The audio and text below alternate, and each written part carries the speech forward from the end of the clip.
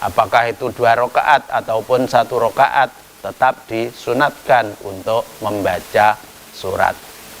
Walayat jaru, kemudian cara membacanya, walayat jaru lan orang banteraken sopo masbuk bikiroatihi kelawan wacane masbuk fil akhirotaini ing dalam rakaat akhir loro. Jadi hanya diucapkan pelan. Batasannya dulu sudah disebutkan, mengucapkan yang pelan itu apabila diri sendiri masih bisa mendengarkan, tidak sampai kepada orang lain. Sudah dihukumi keras apabila orang yang ada di dekatnya itu sudah bisa mendengar.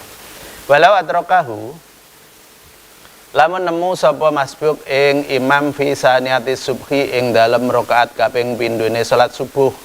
Ini misalnya rakaat pertama ketinggalan, kemudian bisa menyusul pada rakaat kedua, baca Fatihah sudah cukup, kemudian rukuk juga, iktidal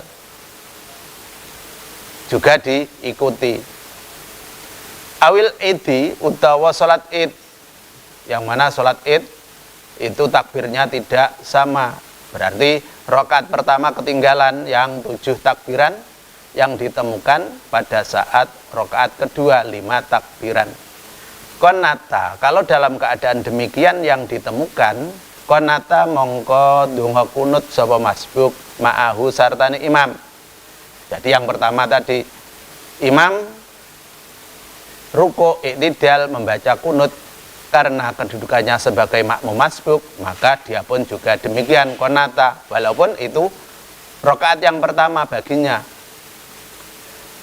Wa kabbaru lan takbir sapa makmum masbuk ma'ahu sartani imam khamsan kelawan ping 5. Ini apabila untuk sholat id.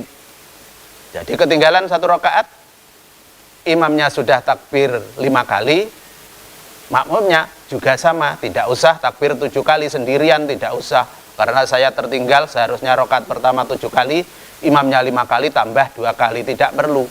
Jadi cukup tetap takbir 5 kali.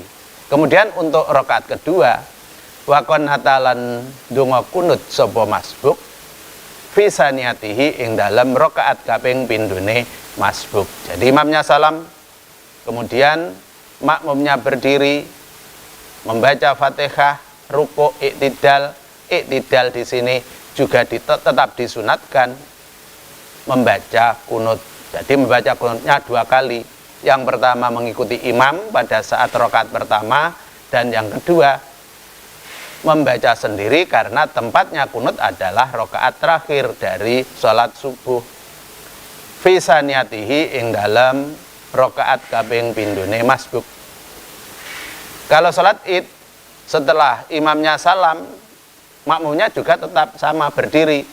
Wa kabbaru lan takbir sapa masbuk fiha ing dalem saniyah khamsan kelawan ping 5 la sab'an ora kelawan ping 7. Untuk sholat id itu juga sama, walaupun tadi pada rakaat pertama hanya takbir 5 kali, tapi itu sudah cukup karena sudah ditanggung oleh imam. Fatihah saja ditanggung, apalagi hanya takbir, sangat ditanggung. Makanya rakaat kedua tidak perlu takbir ke 7 kali, tapi cukup takbir 5 kali karena memang tempatnya rakaat kedua itu takbirnya 5 kali. Ini yang harus dikerjakan pada saat kita menjadi makmum masbuk.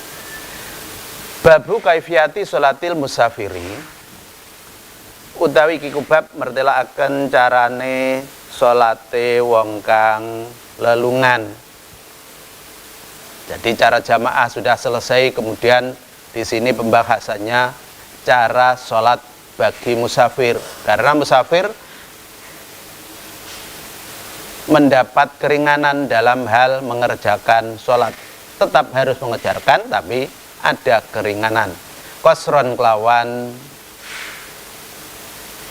kosor, wajam'an lan kelawan jamak. Kosor itu meringkas sholat. Jadi yang 4 rakaat dirubah menjadi 2. Kemudian kalau jamak itu mengumpulkan 2 sholat zuhur dengan asar bisa dikumpulkan menjadi 1 waktu, itu namanya jamak. Jadi beda antara qashar dengan jamak, tidak harus sama.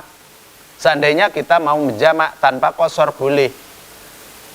Jadi sholat zuhur dikerjakan pada saat sholat asar, mengerjakannya 4 rakaat boleh, tidak harus qashar, tidak harus 2 rakaat. Demikian pula sebaliknya, tidak menjamak, sholatnya tepat waktu, tetapi di qashar, diringkas 2 rakaat, zuhur 2 rakaat, waktunya tetap sholat zuhur, waktu sholat zuhur. Nanti asar juga tetap pada waktu sholat asar, kita menjalankan 2 rakaat boleh. Jadi beda, qashar dan jamak itu bukan satu paket yang harus dikerjakan bersama-sama, tapi bisa dikerjakan secara sendiri-sendiri. Digabung juga bisa, jamak saja bisa, qashar saja juga bisa.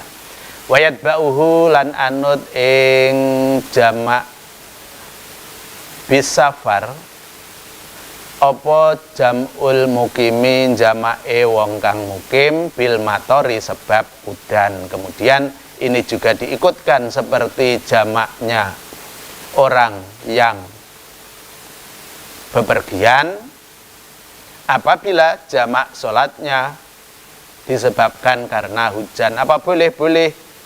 Jadi karena hujan lebat kemudian sholatnya dijamak, dijadikan 1 waktu boleh, tapi qashar tidak boleh. Misalnya kita sholat zuhur berjamaah, keadaan hujan lebat, tidak karu-karuan, diperkirakan setelah sholat zuhur nanti pulang basah, akan kembali lagi pada saat sholat asar, tidak memungkinkan misalnya, maka dalam keadaan seperti ini bisa dilakukan sholat jamak secara berjamaah. Jadi sholat jamaknya harus berjamaah kalau penyebabnya adalah bil matori.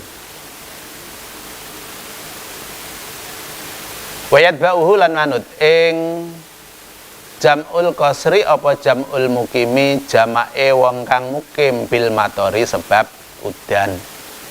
Tapi caranya demikian, harus dengan cara berjamaah.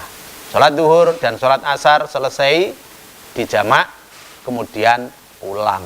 Kalaupun nanti sudah terang, jadi tidak ada alasan